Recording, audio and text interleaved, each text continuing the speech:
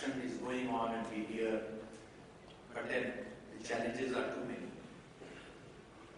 One more thing that is happening in the process, the major ports are falling behind in terms of their growth, and the non-major ports, the state ports, are growing fast.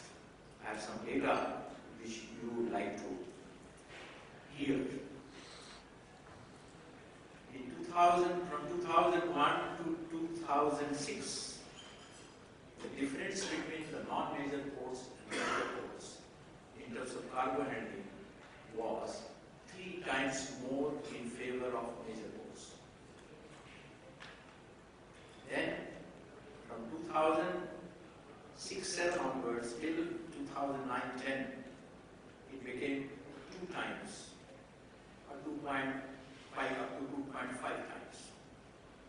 Thereafter, from 9-10 onwards, 10-11 onwards, it is less than double. That is how the minor ports or the state ports are catching up with the major ports.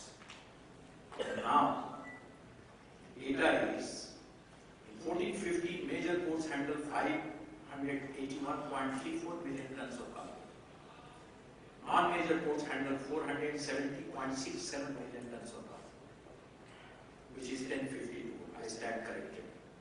1,552 million tons of cargo overall, which is 55.26 for major ports and 44.74 for non-major ports. So as you can see the trend, which we had seen ourselves by 2009, that by year 1920, non-major ports are slated, the trend continues. And there are all indications that the fresh port capacities are going to come in newer ports, not in legacy ports. Non-major ports will outstrip, will go ahead with the major ports. And therefore, major and non-major, this will become anachronism. And it will become all port, which will be good for the country. Now, if that is the scenario and that's the trend, then the non-major ports across 30 littoral states of the country have to take this challenge of developing these non-major ports. The existing ports will increase the capacity and new ports will come up. Now, this is replete with a lot of challenges. It is considered that, as it was said in opening session, that developers will come and they will come in big numbers,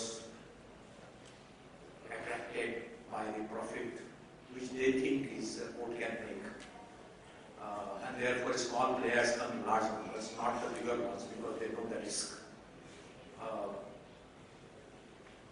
And consequently, if you give to smaller players, not having deep pockets or experience, the concessions are signed, but port construction does not begin. There are repeat examples across the country and in many states. No state is out of it. Number of concessions signed, and actually port construction started. There is a wide variation. So challenges are repeat in this. Connectivity is a major thing, rail and road, which is falling in place. With the new government having taken lead, that, and as Mr. Captain Sharma said, that he has signed a road connectivity of Jaigarh Port. Similarly, I think Delhi, Maharashtra also has signed the road connectivity. So things are falling in place. But gestation period of port is about 5 years. If within 5 years it makes break even, it's a big achievement. Let's understand. And that is where question comes of financing, where risk increases. If 5 years goes to say 7 years, then the interest servicing becomes a problem. And therefore, port becomes in danger of getting into NPA. Having said that, there are various methods, also technology, which can make the task of achieving the national objective through Sagarmala or through state policies of the state governments, littoral states, facilitate the process of implementation of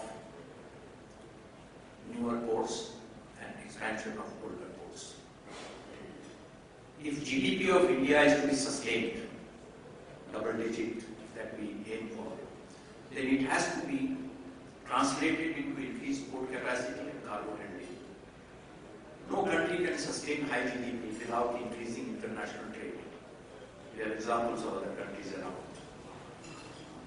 That is where Make in India campaign by Government of India fits in.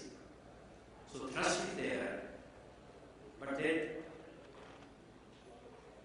the measures are also taking place, but the challenges still remain.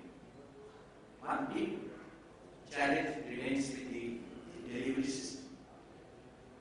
Most of the states have very weak delivery system, barring maybe Gujarat. So the policies may be very fine,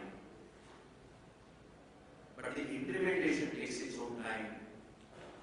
The problems are not tackled in a professional manner because of the delivery system not being competent, consistent over a period of time. So institutional strength is a requirement if you want to take these things, take this port capacity expansion forward. Having said that, we have two presentations.